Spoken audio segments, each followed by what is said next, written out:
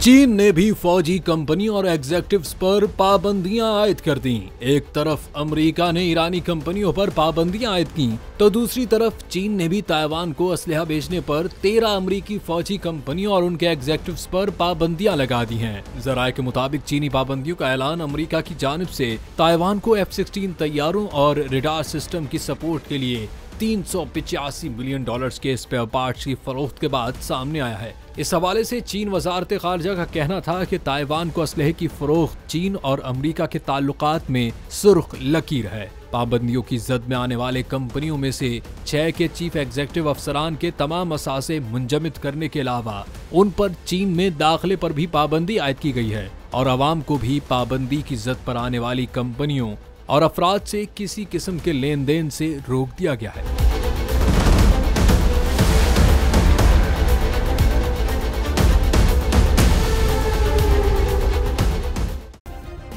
Subscribe करें और bell दबाएं ताकि कोई खबर रह न जाए।